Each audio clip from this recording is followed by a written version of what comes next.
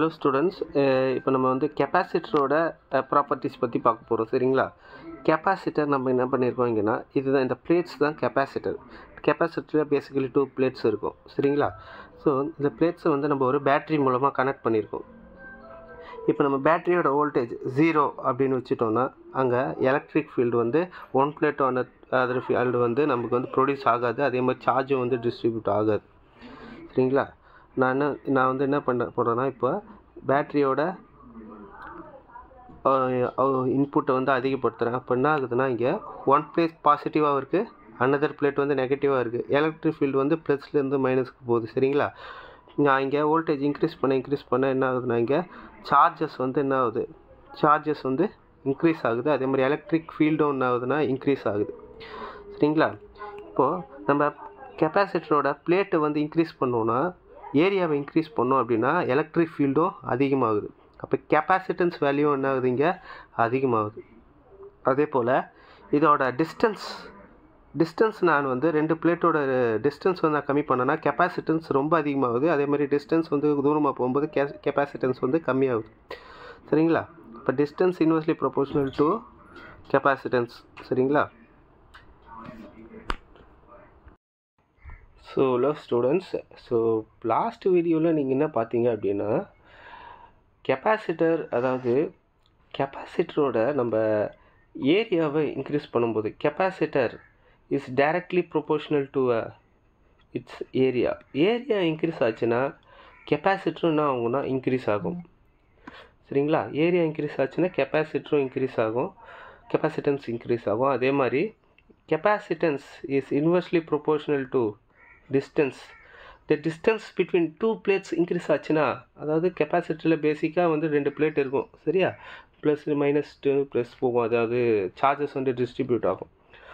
Okay, இப்போ capacitance வந்து inversely proportional டிஸ்டன்ஸ்னால் டிஸ்டன்ஸ் ஆஃப் த பிளேட்ஸ் வந்து இன்க்ரீஸ் ஆச்சுன்னா கெப்பாசிட்டன்ஸ் கண்டிப்பாக என்ன ஆகும், கம்மியாகும்.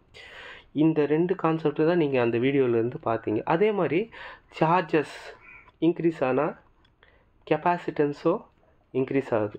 Charges directly proportional to capacitance. இந்த 3 குவான்டிட்டியும் வந்து நீங்கள் நல்லா அதில் அண்டர்ஸ்டாண்ட் பண்ணிட்டீங்க. ஓகேவா? அந்த வீடியோ புரிஞ்சுதுன்னா, இல்லை சார் எனக்கு புரியலன்னா இன்னொரு வீடியோ சொல்லுங்கள், நான் கண்டிப்பாக இன்னொரு வீடியோ அது டீட்டெயிலாக எக்ஸ்பிளைன் பண்ணுறேன். ஸோ நம்ம எனர்ஜி ஸ்டோர்ட் இன் கெப்பாசிட்டர் டாப்பிக்கு நம்ம போயிடலாம். ஓகேங்களா? இப்போ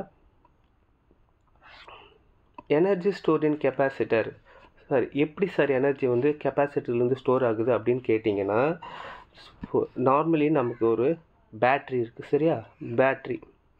பேட்ரியை வந்து நம்ம என்ன பண்ணுறோம், ஒரு கெப்பாசிட்டர் கூட கனெக்ட்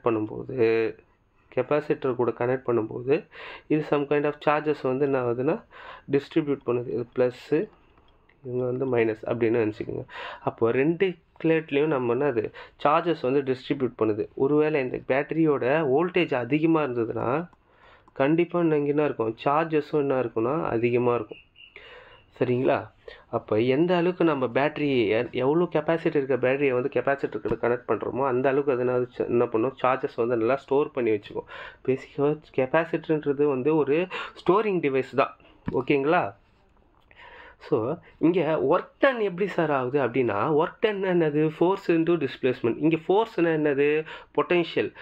பேட்டரியில் பொட்டென்ஷியல் இருந்தால் தான் என்ன ஆகும், இந்த சார்ஜஸ் வந்து அது மூவ் பண்ணும். அப்போ ஃபோர்ஸ் தான் இங்கே பொட்டென்ஷியல். யார் இங்கே டிஸ்பிளேஸ்மெண்ட் அப்படின்னா, டிஸ்பிளேஸ்மெண்ட் யார் ஆகுதுன்னா சார்ஜஸ் தான் டிஸ்பிளேஸ்மெண்ட் ஆகிறாங்க. ஸோ நம்ம ஈஸியாக எழுதலாம். ஃபஸ்ட் ஈக்குவேஷன் என்ன அப்படின்னா, work done, change in work done equal to force. என்ன ஃபோர்ஸ் பார்த்தோம், பொட்டென்ஷியல். யார் டிஸ்பிளேஸ் ஆகுறாங்க, சார்ஜ் தான் டிஸ்பிளேஸ்மெண்ட் ஆகுது. சரியா? அப்போ நம்ம இந்த ஈக்குவேஷனை வின்ற ஈக்குவேஷன் நம்ம பார்த்துக்கலாம். பொட்டென்ஷியல் ஈக்குவேஷன் அது நம்ம லாஸ்ட் வீடியோவிலே நம்ம கெப்பாசிட்டன்ஸ் சீரிஸ் பேரில் நம்ம போட்டிருந்தோம். அதாவது charges directly proportional to potential. அதே மாதிரி charges equal to Q is equal to CV. C தான் கான்ஸ்டன்ட். அப்போது நமக்கு வியோட வேல்யூ தான் வேணும். அப்போ V is equal to Q/C. இப்போ இந்த 2 ஈக்குவேஷன் வச்சு இந்த டெரிவேஷனை நம்ம முடிச்சிடலாம். ரைட்டா? இப்போ dW ஈக்குவல் டு விக்கு பதிலாக என்ன வேல்யூ சப்ஸ்டியூட் பண்ணோம், Q/C இன்ட்டு dq. ஓகேங்களா? இப்போ இந்த ஈக்குவேஷன் எப்படி எழுதிக்கலாம் அப்படின்னா dw equal to 1/c q into dq. ஓகேவா? ஸோ நம்ம நார்மலாக என்ன பண்ண போகிறோம் அப்படின்னா இன்டகிரேஷன் பண்ண போகிறோம். Integration of dw equal to என்ன அப்படின்னா integration of 1/c q dq. ஓகேவா? இப்போ நம்ம இன்டகிரேஷன்லேருந்து இந்த என்ன பண்ண போகிறோம்னா இந்த 1/c வெளியே எடுத்துடும். 1/cன்றது என்னது? கான்ஸ்டன்ட். அப்போ கான்ஸ்டன்ட்டை நம்ம வெளியே எடுத்துடும். இன்டகிரேஷன் dw அப்போ ஒர்க் டன் இங்கே என்னதுன்னா எலக்ட்ரோஸ்டாட்டிக் பொட்டன்ஷியல் எனர்ஜி. அப்போ dwக்கு பதிலாக நம்ம என்ன பண்ணலாம்? Electrostatic potential energy equal to 1/c வெளியே எடுத்தாச்சு. இப்போ integration of q dq.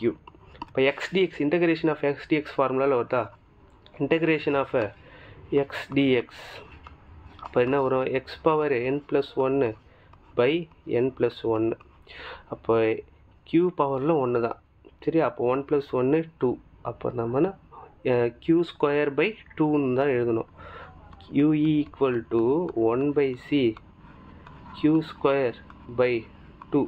So க்யூவோட வேல்யூ என்னது? இங்கே அப்ளை பண்ணலாமா? இப்போ ue ஈக்குவல் டு 1/c க்யூவோட வேல்யூ என்னது? c² v². ஓகேங்களா? c² by v² by 2. c² v² by 2. c² cancel ஆயிடுச்சு. அப்போ ue ஈக்குவல் டு 1/2 cv² தான் இங்கே ஃபார்முலா. ஓகே, நம்ம சிக்கு வந்து என்ன ஈக்குவேஷன், விக்கு வந்து என்ன ஈக்குவேஷன் அப்ளை பண்ணுறது அப்படின்னா நமக்கு தெரியும் capacitance of the capacitor formula தெரியுமா? நம்ம லாஸ்ட்டில் அதாவது இதில் பார்த்தோம். எதுலன்னா இது கெப்பாசிட்டன்ஸ் ஆஃப் த கெப்பாசிட்டர், அதாவது அந்த ஈக்குவேஷனில் பார்த்தோம். லாஸ்ட் ஈக்குவேஷனில் நீங்கள் பார்த்தீங்கன்னா அந்த வீடியோ பார்க்கலன்னா அந்த வீடியோ பார்த்துட்டு வந்துடுங்க. அப்போ உங்களுக்கு கிளியராக அண்டர்ஸ்டாண்ட் ஆகும் ஏன் அந்த ஃபார்முலா நம்ம இங்கே யூஸ் பண்ணுறோன்ட்டு. So capacitance of the capacitor formula என்ன அப்படின்னா capacitance of the capacitor C is equal to epsilon naught a by d.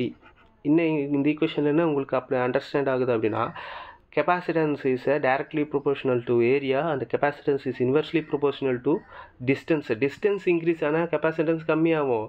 அதே மாதிரி ஏரியா அதிகமாச்சுன்னா கண்டிப்பாக capacitance அதிகமாகும். ஏன்னா ஏரியா அதிகமாச்சா சார்ஜ் அதிகமாச்சுன்னா capacitance கண்டிப்பாக அதிகமாகும். ரைட்டா? அடுத்து பொட்டன்ஷியல். இந்த பொட்டன்ஷியல் சார் ஏன் சார் இந்த வி இங்கே அப்ளை பண்ணக்கூடாது அப்படின்னா இந்த வியோட வேல்யூஸ் ஏன் சார் இங்கே அப்ளை பண்ணக்கூடாதுன்னா இது வந்து என்னது, நம்ம கெப்பாசிட்டர்னா என்னது பொட்டன்ஷியல், அதாவது 2 பிளேட்ஸ் இருக்கும். அப்போ பொட்டன்ஷியல் பிட்வீன் 2 பிளேட்ஸ் அந்த ஈக்குவேஷன் நம்ம யூஸ் பண்ணணும். சரிங்களா? Potential between 2 plates,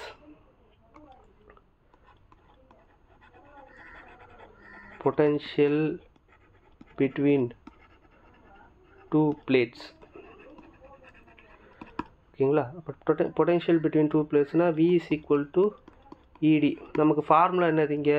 UE equal to 1/2 CV².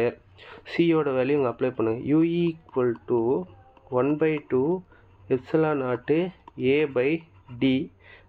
V ஸ்கொயரில் இருக்குது. அப்போ E² into D², E² into D². D ஸ்கொயரும் இந்த டியும் கேன்சல் பண்ணிட்டுங்க. அப்போ யூஇ ஈக்குவல் டு 1/2 எப்சிலான் நாட்டு இந்த ஏவையும் டியும் சேர்த்து ஏரியா இன்ட்டு டிஸ்டன்ஸ் வந்து வால்யூமாக சேஞ்ச் பண்ணிக்கோங்க. அப்போ E² மட்டும் இருக்கும். ஓகேங்களா? இப்போ நீங்கள் எனர்ஜி டென்சிட்டினா என்ன அப்படின்னா எனர்ஜி டென்சிட்டி வந்து அதாவது charge percent per unit volume, அதாவது டோட்டல் சார்ஜ் பெர்சன்ட் என்ன யூனிட் வால்யூம் அப்படின்னு அர்த்தம். ஸோ இது எப்படி எழுதலாம் அப்படின்னா ஸ்மால் யூ எனர்ஜி டென்சிட்டி ஒரு ஆப்ஜெக்டில் எவ்வளோ திக், அதாவது எவ்வளோ அடர்த்தியாக வந்து இந்த சார்ஜஸ் வந்து இருக்குன்றதை நம்ம இந்த ஈக்குவேஷனில் சொல்கிறோம். அப்போ இங்கே என்ன யூஸ் பண்ணோம் அப்படின்னா ஸ்மால் யூ ஈக்குவல் டு இந்த கேபிட்டல் யூஇ கண்டுபிடிச்சிங்களே அதை மேலே போடுங்க பை வால்யூம். சரியா? Charge stored per unit volume அப்படின்னு சொல்லலாம். Charge stored per unit volume. அப்போ யூஇ ஈக்குவல் டு இந்த வேல்யூ அப்படியே அப்ளை பண்ணிவிட்டு விஇ ஸ்கொயர் பை வி போட்டிங்கன்னா வி கேன்சல் ஆகிடும். யூஇ ஈக்குவல் டு 1/2 எப்சிலான் நாட்டு இ ஸ்கொயர். ஸோ இந்த ஈக்குவேஷன்லேருந்து என்ன புரியுது அப்படின்னா உங்களுக்கு சொல்லுங்கள், எனர்ஜி டென்சிட்டி வந்து எதை பேஸ் பண்ணியிருக்கோம் அப்படின்னா இந்த எலக்ட்ரிக் ஃபீல்டு பேஸ் பண்ணி தான் இருக்கும். எலக்ட்ரிக் ஃபீல்டு இன்க்ரீஸ் ஆச்சுன்னா என்ன இருக்கும்? சார்ஜ் இன்க்ரீஸ் ஆகும். சார்ஜ் இன்க்ரீஸ் ஆகுனா என்ன? பிளேட்டில் எனர்ஜி டென்சிட்டி இன்க்ரீஸ் ஆகும். அப்பா எவ்வளோ பெருசுன்றது பிளேட் எவ்வளோ பெருசுன்றது முக்கியம் இல்லை, சார்ஜ் எவ்வளோ இருக்குன்றது தான் இங்கே முக்கியம். சரிங்களா? ஸோ இந்த வீடியோ உங்களுக்கு புரிஞ்சுதுன்னா உங்கள் ஃப்ரெண்ட்ஸுக்கு கண்டிப்பாக ஷேர் பண்ணுங்கள்.